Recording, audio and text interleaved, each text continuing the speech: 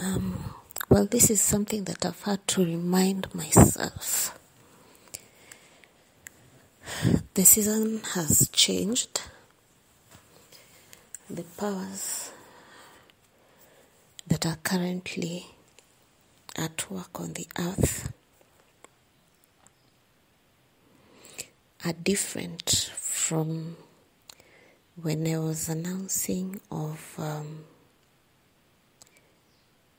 the tribulation that was coming. So I will not be talking about that anymore until further notice, because that season has come to an end. Today this post is about what is coming after. For that, I'm referring to Daniel chapter 7, which refers to the saints being given power over the enemies. Now it's written that the saints made war,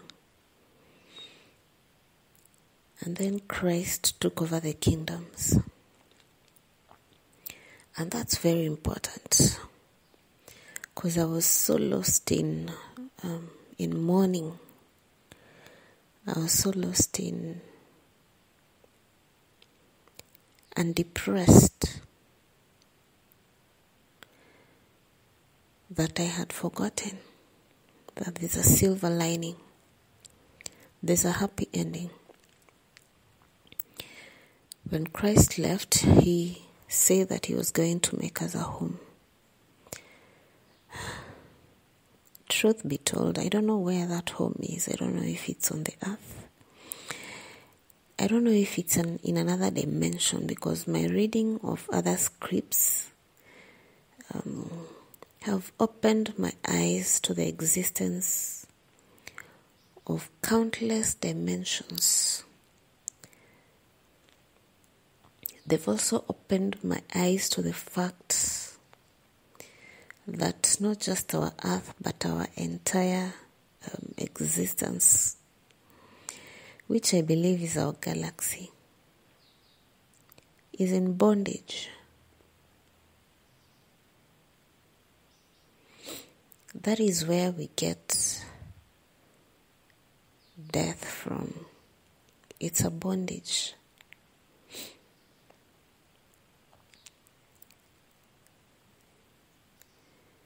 Consider that God is life. Everything that He speaks is life.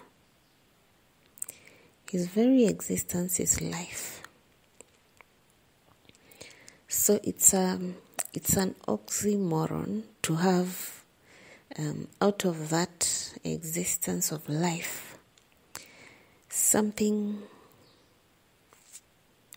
that is dead, something that is inanimate.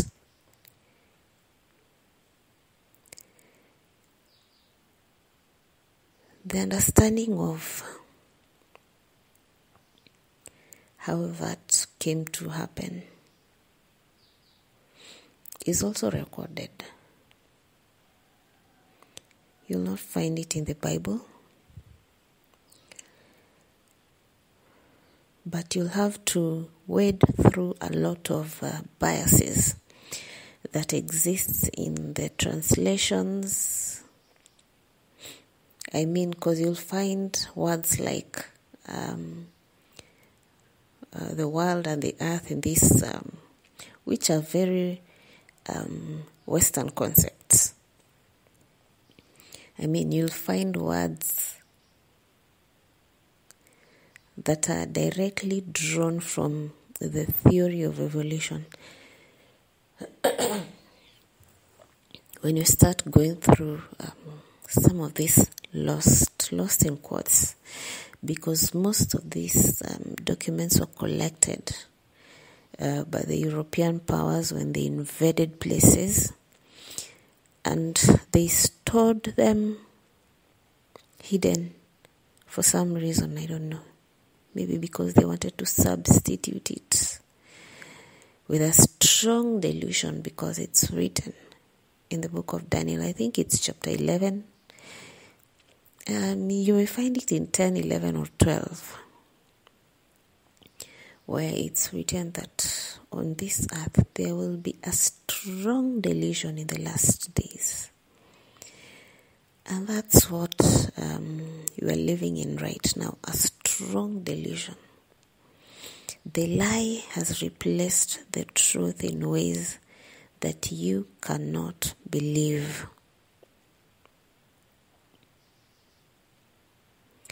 So back to the kingdom of God. When Christ was here, he said that the kingdom of God suffers violence, and the violent take it by force.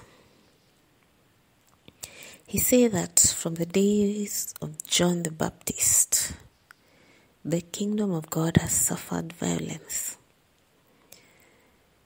So John the Baptist, his mission was to prepare a way for Christ. And I'm telling this to differentiate our generation from the ages that have undergone destruction. Because one thing that you'll also note when you read wider, I think even the book of Enoch acknowledges that besides the generation of Adam, there had been various other ages that have come upon the earth and have passed. Now, and I want to demonstrate that our generation is different, and this is why it's different. First, the calling of Abraham. Now, this is the generation within which the Lord Almighty, the creator of the universe, the beginning and the end, this is the source of all power. He decided to make contact. He decided first by saving a remnant through the previous deluge that is recorded by Noah, and going ahead, making a nation of his own.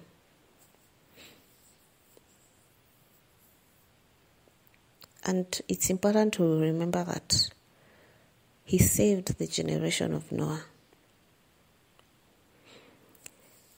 Now, he called Abraham, it is written, out of Assyria, and multiplied his descendants upon the earth, gave promises to his descendants, the descendants of Abraham, which promises will be fulfilled in future. I would just like to point out in when you read chapter 7 of the book of Daniel, you'll see that salvation does not just come to one nation, but there are 3 nations which are currently evil nations. There are 4 in total, but 3 of them, 3 will see the light when the Son of Man descends upon the earth. For it is written that one shall be bound, and the 3, though their reign is taken away from them, their lives are extended.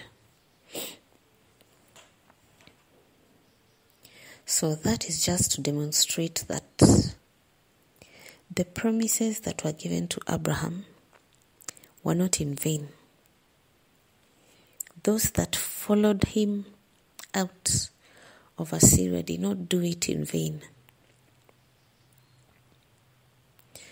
So now back to the mission of Christ.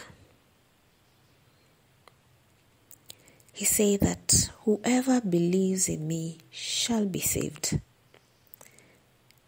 That salvation is here now. This is the salvation that he was talking about.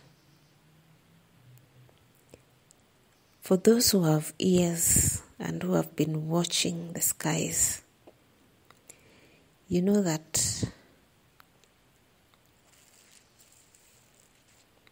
if there had been any time that we needed salvation, that time is now. And it is written in the book of Revelation that thrones were seen in the heavens and the saints were given thrones.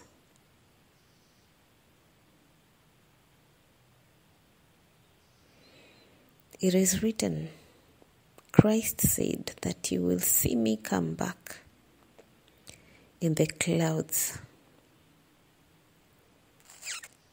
You will hear a trumpet and you will see me. He says also in the Revelation that his people will see him and will cry.